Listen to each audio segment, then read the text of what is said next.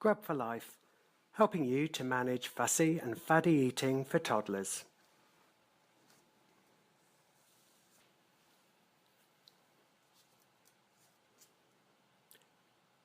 Most children refuse to eat at some stage. It's a very normal part of development. There are periods of development when a child is more likely to reject specific foods or exhibit other forms of fussy eating.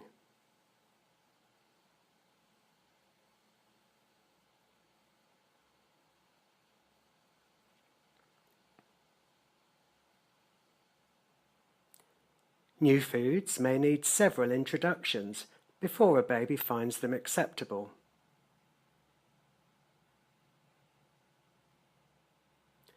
Late weaning, after the age of 6 months, tends to increase the likelihood of a baby developing feeding issues later. Children learn from others, so most feeding issues resolve themselves.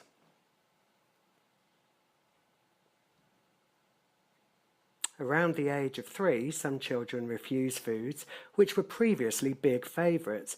They may become quite distressed about the way a food is served. Children also refuse food at this age because of how they feel generally. They might be tired or distracted by the TV or just don't feel so well. All of these things can make a child decide they don't want to eat.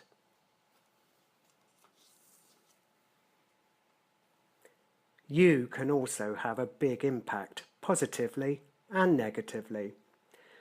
Big portions of food and extra drinks fill children up, and overreacting when children don't want to eat can exacerbate feeding problems.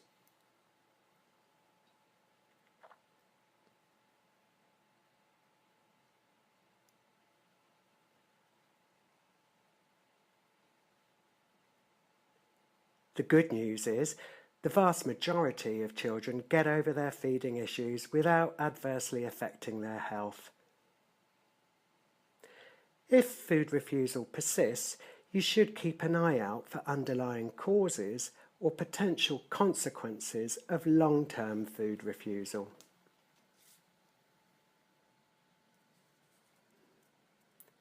Weaning is the golden time to help a baby learn to enjoy new tastes, textures and foods. As the brain develops, so too does the memory. The baby builds up a memory of familiar foods and quickly recognises foods which are new.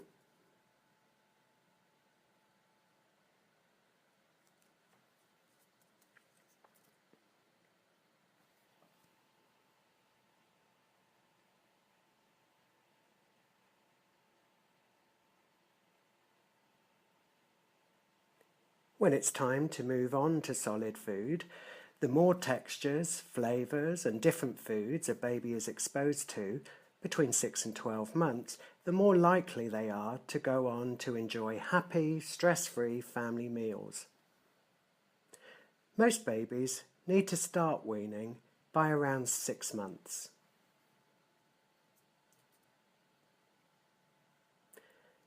The neophobic response is a built-in evolutionary protection for babies to stop them eating poisonous, harmful substances like rocks, animal feces and berries. The response goes right back to the early stages of prehistoric human development when babies would crawl on the ground in caves or primitive shelters. For many babies now, it's the neophobic response which causes them to reject unfamiliar foods. It can be a long, slow process for a new food to become completely accepted. A child may need up to 13 exposures to a food before they accept it. They can look at it, touch it, smell the food before they eventually eat it. Patience is definitely needed. The more a child sees other people eating the food, the more likely they are to try it themselves, eventually.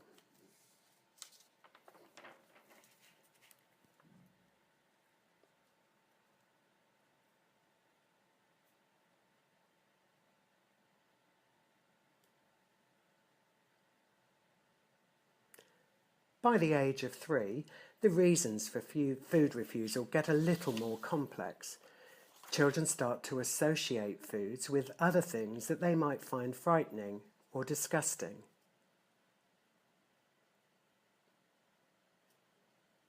A child may reject one food because of the way it's positioned on a plate next to another food that they don't want to eat.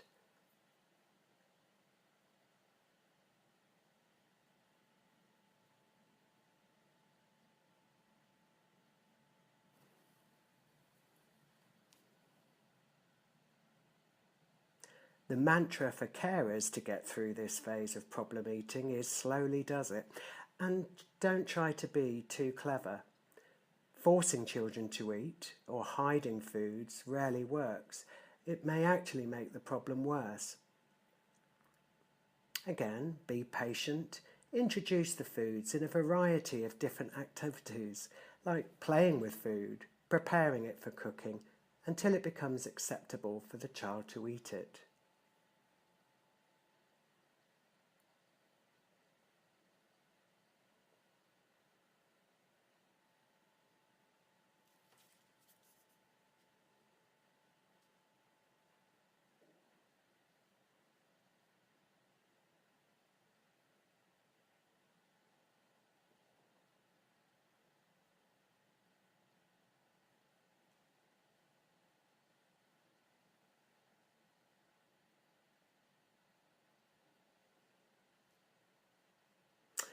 And don't forget, sometimes, just like you and me, children aren't being fussy or difficult.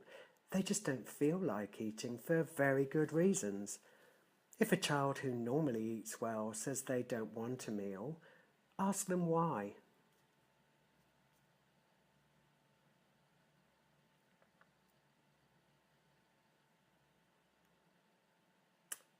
Above all, don't overreact. Getting stressed at meal times will almost always make the problem worse.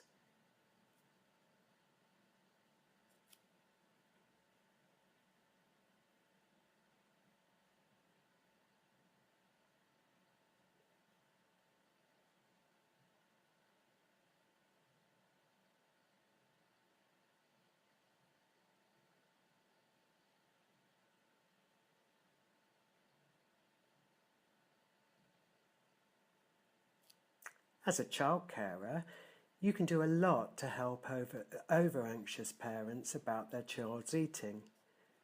Try to reassure parents and support them. Remind them that food refusal is very normal for most children and that most children grow out of this developmental phase, especially once they start nursery and eat with other children.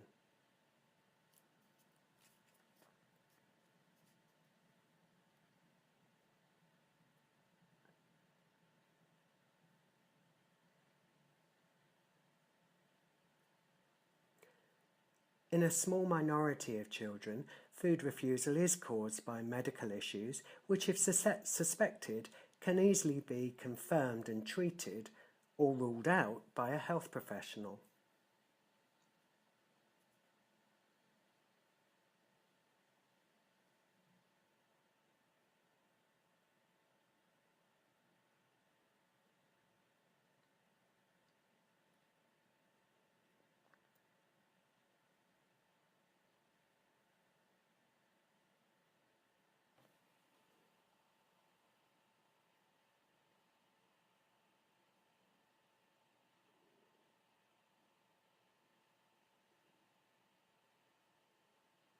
Another, much smaller group of children have extreme sensitivities to the environment and have difficulty tolerating light and sound changes. These children will often have severe food sensitivities too and may need more intensive support from a dietitian.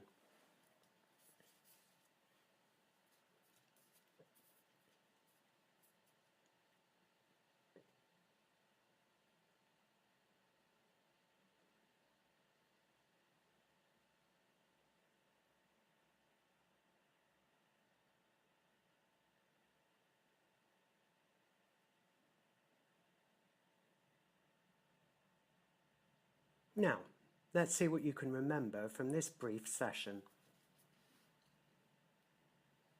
When does the neophobic response develop in most children? Is it 3 to 6 months, 6 to 12 months, or 12 to 18 months?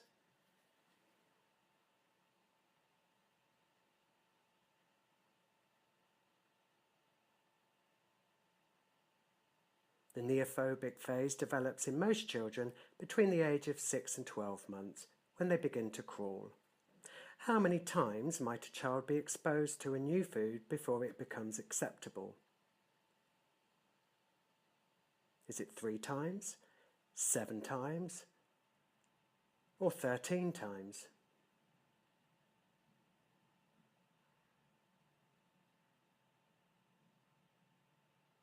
Children may need to be exposed to a new food 13 times before they accept it.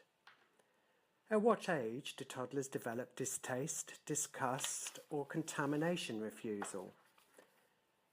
2 years, 3 years, or 5 years?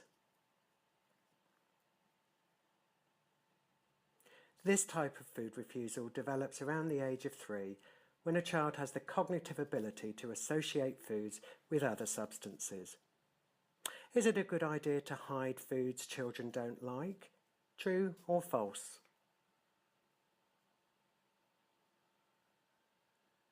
It's false. Hiding foods on children's plates can make their food refusal worse. Parents whose children refuse to eat should be encouraged to offer them alternative foods, not overreact, or offer their children drinks instead of the refused food.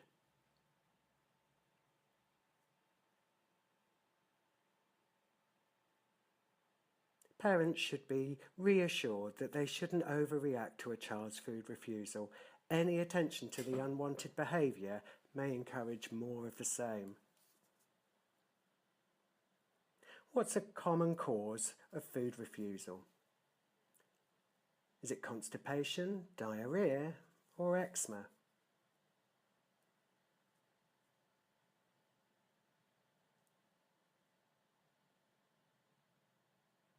Constipation leaves a child feeling full and uncomfortable. Naturally, they're more likely to refuse food until they go to the toilet.